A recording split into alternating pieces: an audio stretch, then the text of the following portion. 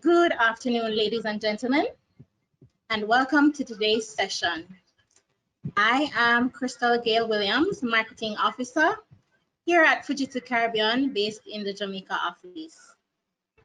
We're happy to have you join us in what promised to be a well-spent hour, learning about Vxrail and how it can be of benefit to your business.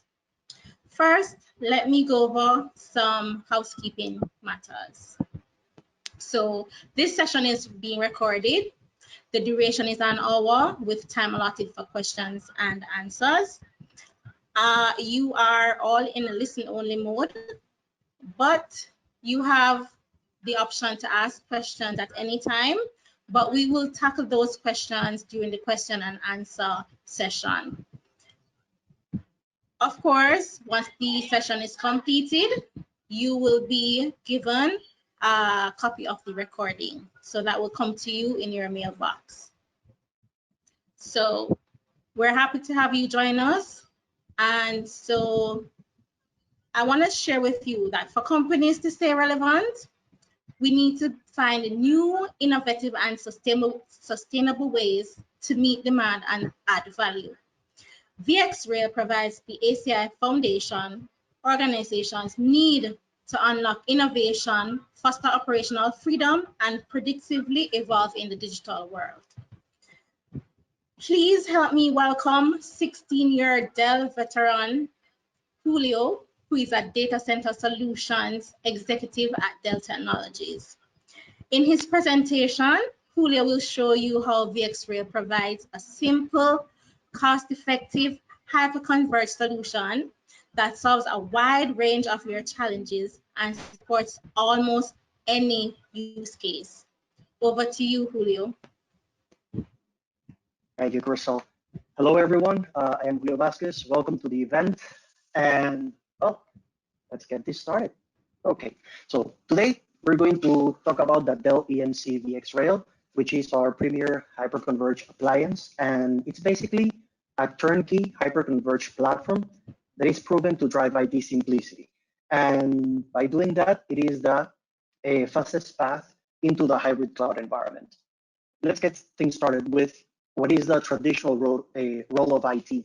So in the good old days, IT had to provision and deploy systems. And we know those lengthy times of procurement and installation of equipment. It does take some time. You also have to respond to events and availability of the applications. And basically, your day-to-day activities consist mostly of extinguishing fires. Last is about maintaining and patching environments. And that is a critical area of opportunity because the other two things on the list consume way too much time from you so that you don't actually have enough time to take care of the infrastructure and to keep it up to date and patch. Now, Crystal, can you help me out with the first poll that we have? So based on your current living budget, where will you live? Will you buy a house? Will you rent an apartment? Or will you live in a hotel? Let's give you some 30 seconds for you to answer. Okay, so really amazing answer. And quite frankly, I'm very proud of the Caribbean. So you just described the core environment, so the primary data center versus the public cloud, okay? And that's a very important distinction because at the end of the day, with your core infrastructure, with your data center, you own the equipment, you run your workloads and you set up the rules. The public cloud is just like a hotel. You're renting for as long as you want to stay there, but you will never end up owning the infrastructure that you're renting. So it's very interesting the results that you just showed in that poll. And finally, I know that there was also a question about renting an apartment. Well, there's a time for renting. I'm not saying that you should never do that, but it all depends on the workloads that you're running, how you choose to run them, and for what reasons and for how long. Okay? Now, based on those answers, actually the role of IT is changing quite a bit. And IT is expected to play a very more prominent role in the company, and it's a very strategic role. So first of all, how do you drive new opportunities for your business? How do you execute high value projects while still remaining efficient with what you're doing? Well, you simply use automation and self-driving operations for that. It's as simple as that, okay? You cannot execute multiple projects a year if it takes you 6 months to decide what servers, switches, SAN, software, cables, and all of those things to purchase, okay? The role of IT is changing to a consumption model. You need new applications? No problem. I have 50% of my environment consumed. Just roll them out on top of what I already have, okay? And do it now, please. It's time to market. So the business needs consumption, and you need to provide such consumption for that. The benefits of hyperconverged adoption, okay? Now, hyperconverged, as we know, consolidates compute, storage, and network, depending on the vendor, into a single stack, okay? And there are 3 benefits to hyperconverged in general. So the first one, and probably the most known benefit, is agility, okay? You're working at the speed of the public cloud. You deploy infrastructure, you patch, you maintain really quickly and with as little hassles as possible.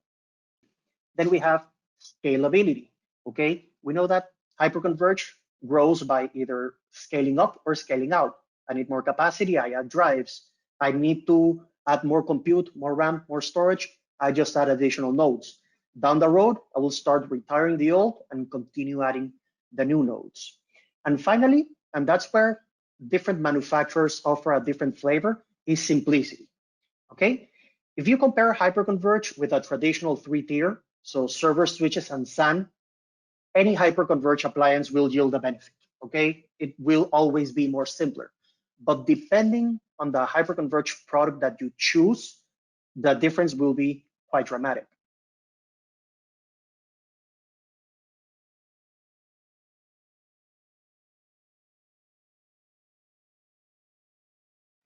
Okay, what hyperconverged trends are continuing in the market? Well, first of all, we will continue using hyperconverged for data center modernization, okay? All those hardware refreshes, the old servers, the old SAN, it's quite good to swap them for hyperconverged infrastructure, and that will continue happening. Why? Because it will continue to simplify the operations that you're having in your core data center.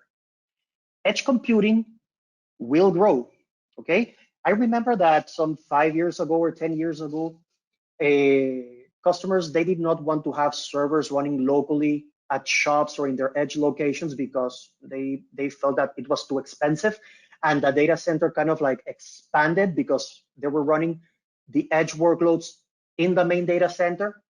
Well, with new developments in machine learning, artificial intelligence, diagnostic tools, video surveillance, and other things, guess what? The edge is returning.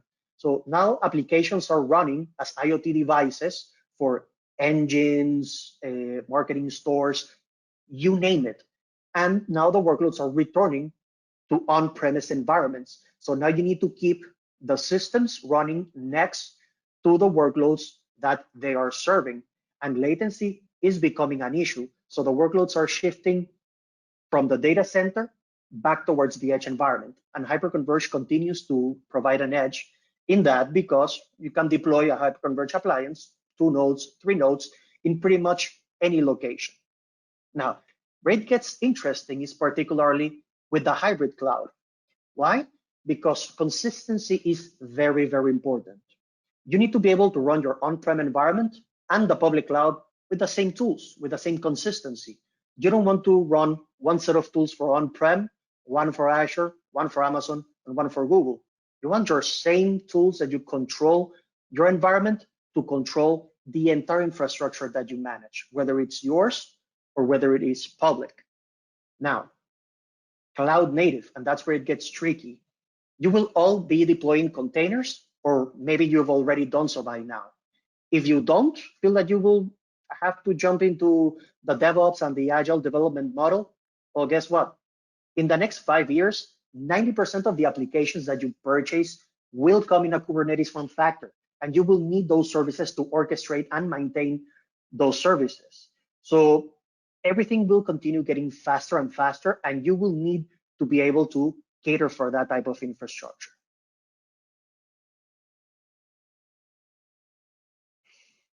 Now, Dell's Hyperconverge portfolio consists of over 9 products. Out of those, VxRail is the flagship, as it is the only jointly engineered hyperconverged system with VMware for VMware and to enhance VMware, okay? And let me be very clear. If you know how to use VMware, you know how to use VxRail, as simple as that. There is nothing else to learn. The system is 100% manageable through vCenter. And what does it do? Well, it's just a VMware infrastructure that you can deploy at your core environment, at your edge, or you can use it to deploy your multi-cloud environment. And it's a very, very popular product in the market, as it shows in the slide. It's $2 billion worth of revenue for Dell Technologies. Why is that number very important?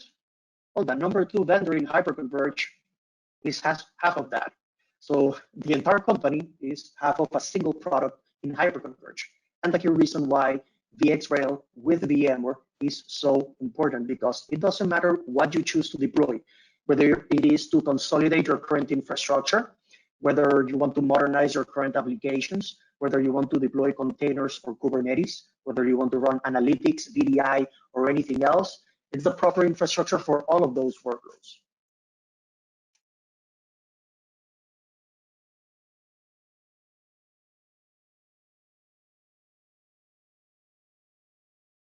Now, what is inside the Vxrail appliance?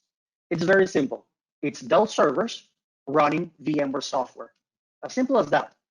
If you have already VMware software, you can bring in your own licenses, your vSphere, your vCenter, vRealize, or if you want to jump straight into the public cloud, you can use the VCF cloud, the VMware Cloud Foundation. What's the secret sauce within the VxRail? It's the fact that Dell pretty much keeps the lifecycle management of the system all together for you. And second, we provide you with all of the tools to automate the environment. So we provide our RESTful APIs so that you can provide infrastructure as code. We provide the VxRail manager that manages the entire infrastructure and as many multiple clusters as you may have.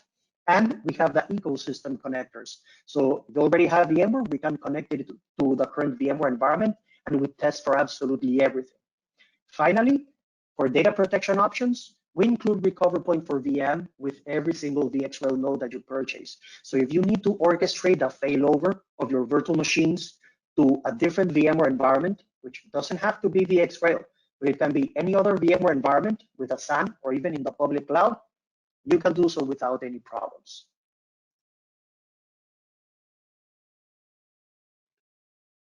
Now, what are some ways in which VxRail unlocks innovation? Well, it does so by providing simple, agile infrastructure with tight VMware integration and using the familiar tool sets that you already have. I will repeat, if you know how to use VMware, you know how to use VxRail. And that allows you to consume infrastructure with the existing tools and skill sets that you have. Now, through that, VMware customers, or well, VxRail customers, have seen a 56% faster IT service delivery. It also helps you to foster operational freedom by, well, validation and testing. We put over 25,000 hours of testing for every release of firmware upgrades for the VxRail. So that drives business value because you don't need to maintain the infrastructure. You just need to work on top of the infrastructure that you have. And finally, it helps you to evolve predictably by allowing you to choose what's the validated state that you want for the system. Do you want to upgrade the hypervisor? Do you want to upgrade the vSAN? What do you want to upgrade? You just press a single button and it happens.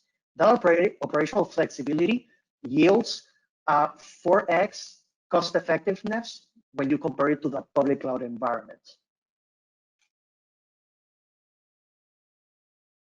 Now, a little bit more details into the core benefits of the VxRail. And first of all, how do we unlock innovation through VxRail? Well, we do so by empowering your developers by providing the infrastructure's API so they can consume it through their own tools. We can also run cloud native applications natively on top of the infrastructure next to the current applications that you have. I mentioned Kubernetes. Well, Kubernetes is going to play a major role in the future. And one thing that you don't want to do is to have to provision a specific Kubernetes infrastructure next to where your VM infrastructure is running. You want them to all run in a single environment controlled by a single GUI through the same policies and rule sets. Now, how do we expand workloads? Well, it's very simple.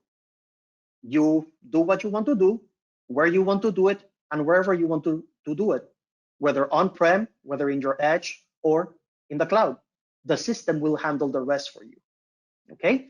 Now, do you remember those times when you had to control the management and the life cycle of the system, and you had to download HBA firmware upgrades or the BIOS upgrades for a server? You patch a system, and all of a sudden, the SAN disconnected, the virtual environment went down, and all of those things? Well, Vxrail reduces that complexity by simply automating the entire lifecycle management, okay? Not only it will run in a stable manner, but you will also do it more efficiently because you can incorporate more technologies as they come out without having to retool or change things in the previous environment. And finally, well, the data center is all about evolution, okay? It's about evolution while controlling the cost. So what if you can keep up the pace with new technology advancements while still maintaining control of cloud native and traditional applications within a single infrastructure? Even better, what if you can have a direct path into the multi-cloud environment through the same single infrastructure? Okay, now I have mentioned lifecycle management, well, many times before, and quite frankly, this cannot be stressed enough, okay? Because from the bare metal to the hypervisor to the hyperconverge, a true one-click upgrade that actually works. That's the Vxrail, okay? This is achieved by over 25,000 hours of testing per release. And we do it so that you worry about what really matters, about your workloads. And it's going to be non-disruptive through all the nodes that you run in the system. And you can even bypass interim patches and simply roll out into the future.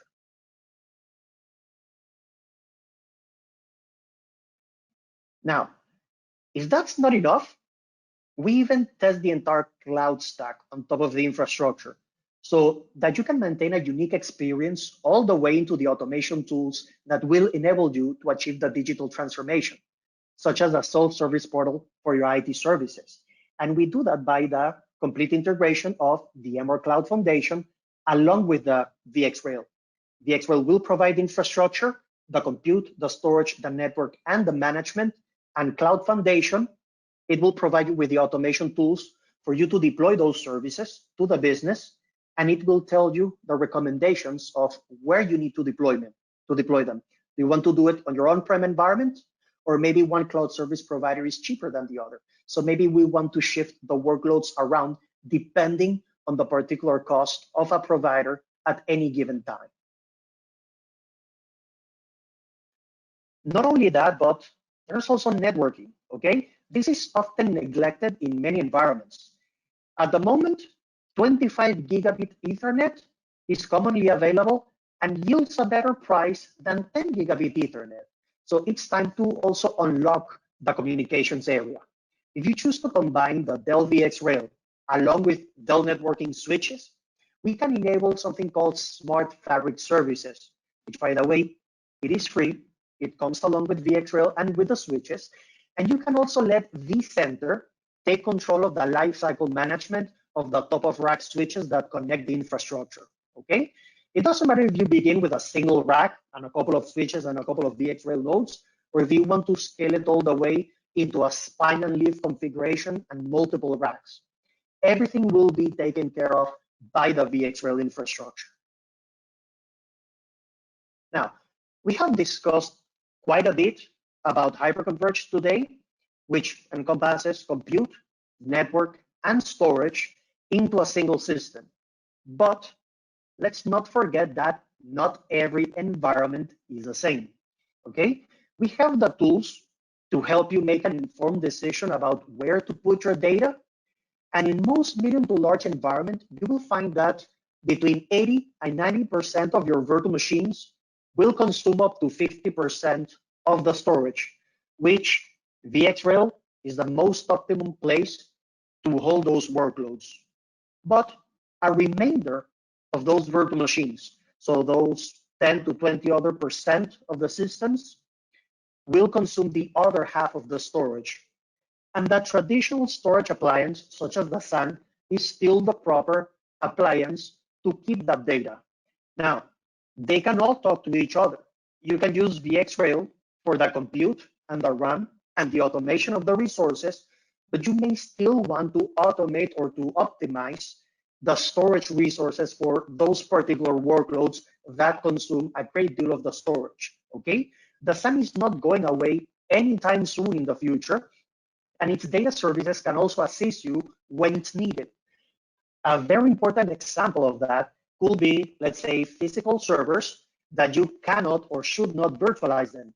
For example, let's say a particular database that you have to license per the cores, and if you put them on top of the virtual environment, you'll have to license all of the cores available to that database. Well, that's a very good example to keep those servers physical and to point them towards a SAN. Another good example is if you have file, vivls, or other type of workloads that will simply consume a very large amount of storage from the Hyperconverge infrastructure and doesn't offer a good trade-off of scale out, the compute, and the storage. So if the storage needs are bigger, let's put them into a more cost-efficient mechanism. Let's just point the virtual machines to the Hyperconverge appliance. Now, last but not least, we discussed primary compute and storage, but we must never, ever neglect backup and recovery. Why? Well, it's also very important. We will not go into full details into backup and recovery, but I just want to leave you with some very key points, okay? Just as we treat the production environment into a hyperconverged environment that simplifies everything through agility, scalability, and also simplicity, we can treat the backup environment in the same way. We can have a hyperconverged environment for the backup that connects to VMware or to Hyper-V or KVM or into the public cloud and yields operational effectiveness for those backup workloads, okay? I just want to leave a small mention to the integrated backup appliance, the DP4400. Why? Because you can consolidate virtual, physical, cloud, multiple hypervisors, clients, and also databases. Oracle, SQL, Mongo, you can do Exchange. The application ecosystem is very, very large, okay? It is optimized to run with VMware, and it will allow you with the benefit of managing the backups through policies instead of just handling backup jobs over and over again. And last, it has a very robust search engine that allows you to find protected data better. And it also allows you to connect the appliance to the public cloud for multiple things, maybe for cloud disaster recovery, or even to shift all backups into the public cloud for cost effectiveness while storing the data.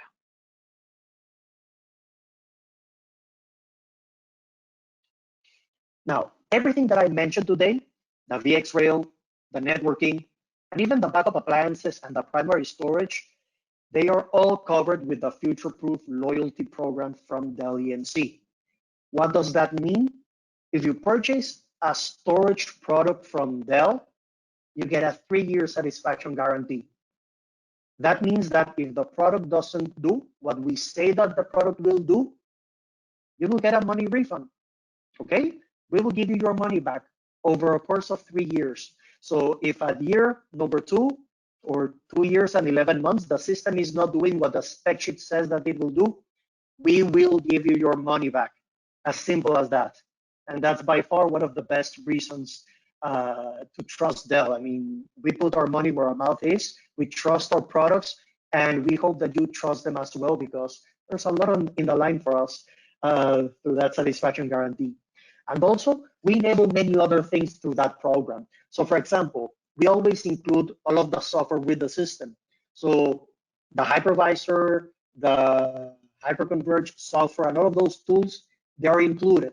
Also with the backup products, you don't need to pay for separate licenses for other workloads.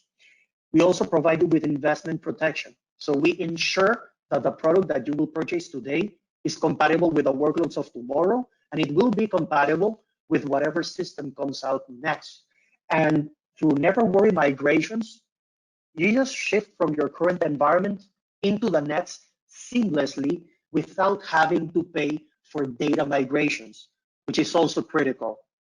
And last, we can also provide you with a clear price of what the support cost is going to be for years number 4, 5, or 6. So you don't have to worry about a huge price tags whenever it's time to renew the infrastructure. Okay. And before I end, there's nothing better than the customer comments on the system. And this is by far my favorite. So a customer told Gardner that Dell promised them a mythical unicorn of IP, and VxRail delivered. Okay? It speaks a lot when you get compared to a mythical being and the system simply delivers all of that as promised. So we invite you at any time for a test run of the system. We can do a demo. I promise it will be very boring, as the only things that we need to show you is vCenter and how everything integrates with vCenter.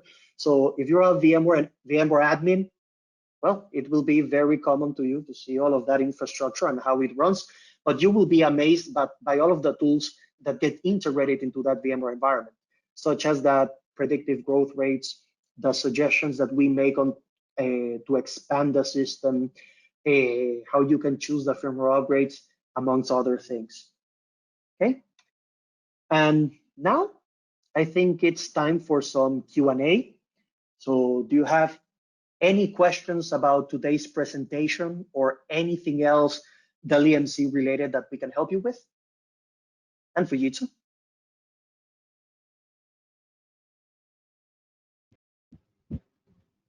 All right, everyone, just to remind you, if you have any questions, you can post them in the questions and answer tab, and we will read them and Julio will provide a response.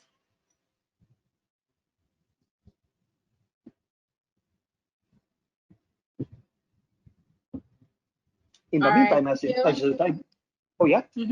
Go ahead, Julio. Oh no, I was just going to mention that at the end of the day, we know that infrastructure and the data center itself is very complex, and Dell and Fujitsu are here to help. So we can help you with the tools and with the decision-making process so that you know where do you need to invest. We can help you to choose whether you run your applications on-prem or in the public cloud. Also, which applications you need to run where, because there are many dependencies to that. So we can help you in anything that you need in that sense. Thanks, Julio. So while we wait on questions, there's a final poll that's going to be launched now. So if you want to book a one-to-one session, as Julio said, he can provide you with a demo.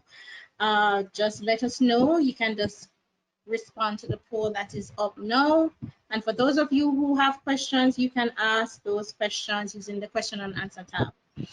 Julio, we have one question. So far, it is, how long does it take to keep your infrastructure up to date with upgrades? Well, if that's specifically with the VxRail, it doesn't take long. Typically, we generate one upgrade package per quarter. So once a quarter, you just click on the upgrade button. It downloads whatever components need to be upgraded in the system. And that's anything ranging from the BIOS to the drives, to the motherboard, to the NICs, a hyperconverged infrastructure, anything. So whatever needs a firmware upgrade, it will be patched at that specific time. The only exception to the rule is if there's an emergency upgrade, so a security vulnerability or one of those things, that it will be fast-tracked in between those cycles. But you can expect that once a quarter, one major firmware upgrade, you press one button, and either your data center, your edge, or absolutely everything will be running at the latest firmware revision that you choose to run in. Okay, thank you. So another question is, how can I know what type of environment would be best for my infrastructure?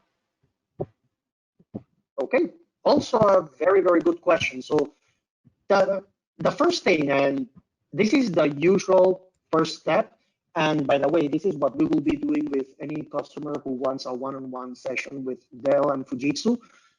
My recommendation, always run a live optics assessment first.